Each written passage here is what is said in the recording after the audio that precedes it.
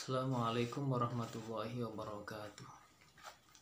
Alhamdulillahil malikid dayyan, wassalatu wassalamu ala sayyidina Muhammadin sallallahu alaihi wasallam at-tayyibil ardan wa ala alihi wa sahbihi dawil fadli wal irfan wa man tabi'ahum bi ihsanin ila akhiriz zaman, amma ba'du. Pemirsa dan kaum muslimin yang dirahmati Allah Subhanahu wa taala.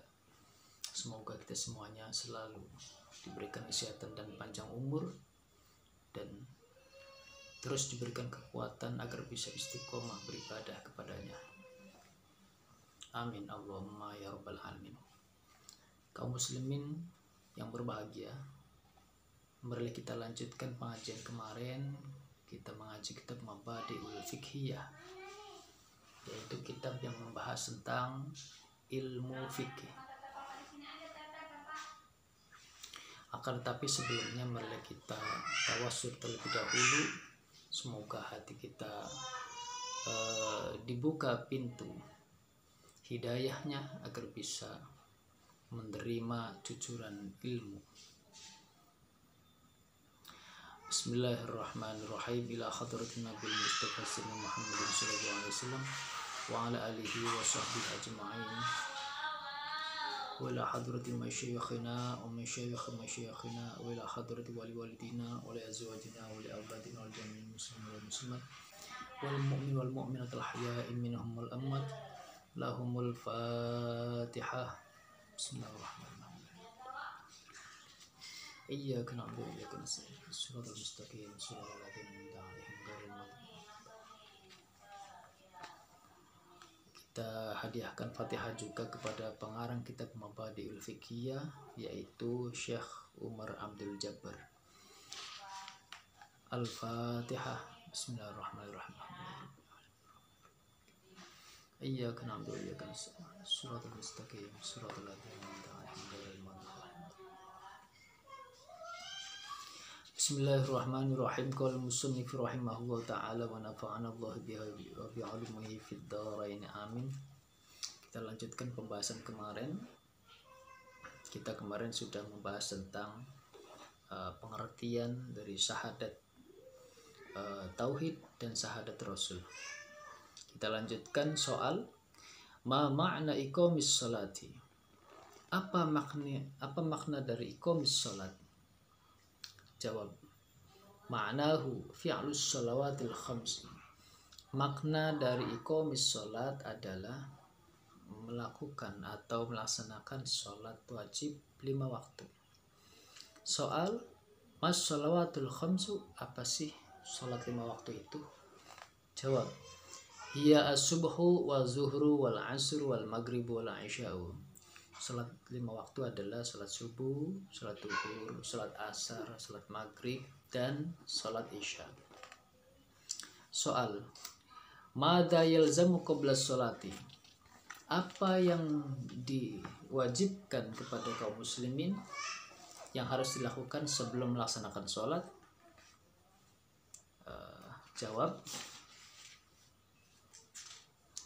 yalzamu qabla sholati al-wudu'u. Kaum muslimin wajib melaksanakan sebelum sholat, yaitu melaksanakan wudu terlebih dahulu. Soal, kam furudul wudu'i. Ada berapa sih fardu wudu itu?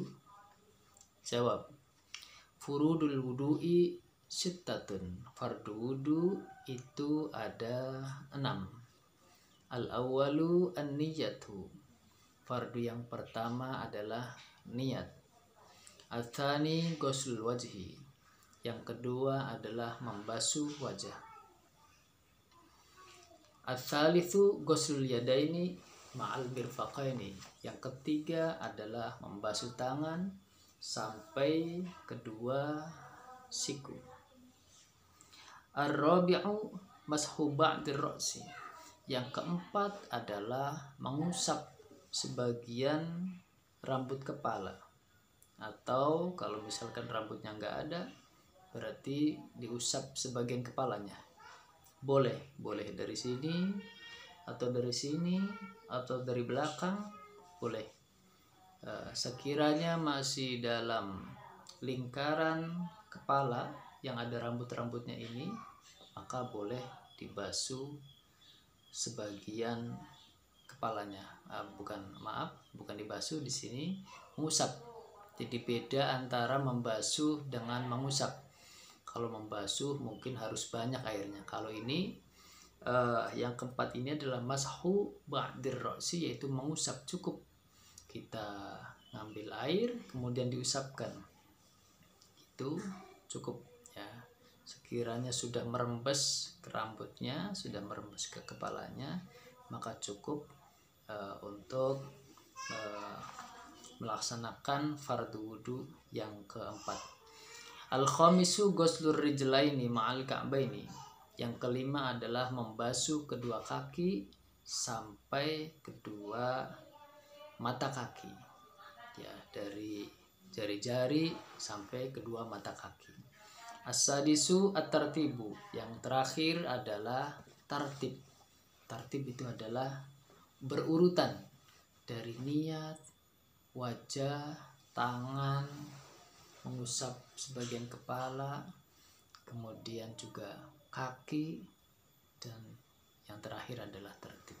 Tidak boleh karena kita pengen bergaya kemudian mendahulukan membasuh kaki daripada wajah, itu tidak boleh. Jadi yang didahulukan adalah pertama niat, dibarengkan dengan wajah, membasuh wajah, kemudian tangan, dan terakhir sampai membasuh kedua kaki. Soal maniyatul wudu'i. Apa sih niat wudu itu? Di sini dijelaskan, jawab hiya nawaitu raf'al hadatsil asghari lillahi ta'ala. Di sini cukup niat nawaitu raf'al hadatsil asghari. Jadi ini adalah niat minimal. Niat minimal melaksanakan wudu adalah nawaitu raf'al hadasi. Saya berniat untuk menghilangkan hadas kecil lillahi ta'ala. Cukup. Soal, mal hadatsul asghar? Apa yang dimaksud dengan hadas kecil? Hadas itu kan ada dua ya, ada hadas besar dan ada hadas kecil. Apa yang dimaksud dengan hadas kecil? Jawab, huwa kullu ma yubtilul wudu'a. Adalah segala sesuatu yang bisa membatalkan wudu, itu namanya hadas kecil. Ada buang hajat, keluar sesuatu dari dua jalan, depan maupun belakang, nanti akan dibahas di belakang.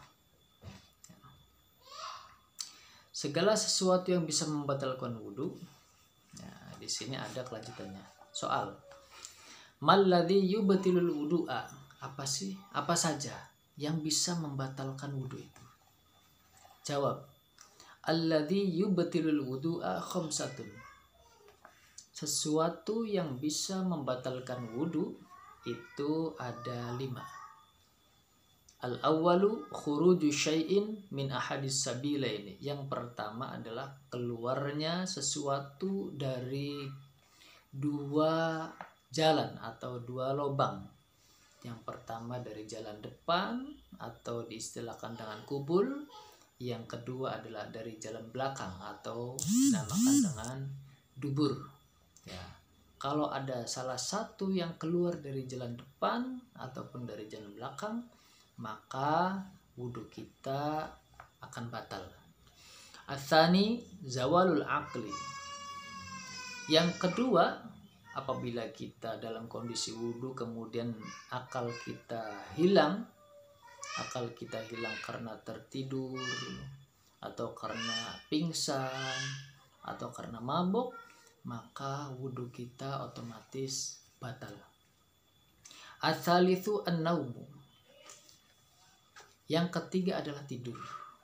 Ya, tidur di sini tidur terlentang, tidur tengkurap, tidur miring, tidur bergaya apapun.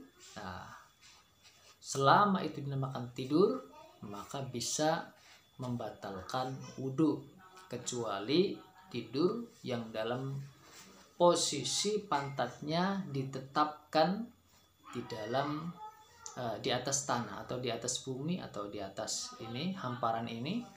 Maka apabila tertidur dalam posisi tegak, duduk dan merapatkan pantatnya, maka selama itu mantap orang tersebut tertidur dalam posisi merapatkan pantatnya di tanah atau di bumi, maka itu tidak membatalkan wudhu, kecuali tidur-tidur yang kondisi pantatnya terbuka, maka itu bisa membatalkan wudhu. Ar-rabi'u lamsul mar'atil ajnabiyyati. Yang keempat yang bisa membatalkan wudhu adalah lamsul mar'ati al ajnabiyyati, yaitu menyentuh kulit perempuan yang bukan mahram. Menyentuh apabila tidak ada penghalang, tidak ada satir, tidak ada baju yang melapisi kulit antara keduanya, maka itu hukumnya batal.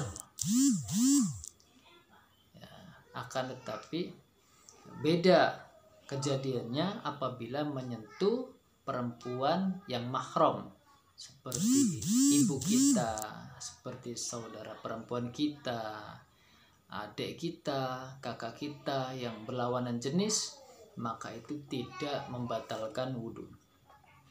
Al-khamisu lamsul kubuli awid duburi bibatinil kaffi. Perkara yang kelima yang bisa membatalkan wudhu adalah lamsul kubuli, menyentuh alat kelamin, alat kelamin yang depan, maka itu batal. Awid duburi atau menyentuh lubang dubur, lubang pantat, lubang pantat yang itunya yang berada di dalamnya, bibatinil kaffi, dengan telapak tangan, bukan dengan ini. Kalau misalkan menyentuh alat kelamin dengan ini, maka tidak batal. Apabila gatel digaruk-garuk pakai tangan ini, maka tidak batal. Tapi kalau pakai telapak tangan tanpa adanya penghalang, maka bisa membatalkan wudhu. Mungkin itu saja pemirsa kaum muslimin yang dirahmati Allah Subhanahu wa taala. Mudah-mudahan ada manfaat dan berkahnya untuk kehidupan kita sehari-hari. Dari saya kurang lebihnya mohon maaf sebanyak-banyaknya. Terima kasih atas perhatiannya. Wallahu a'lam bishawab. Assalamualaikum warahmatullahi wabarakatuh.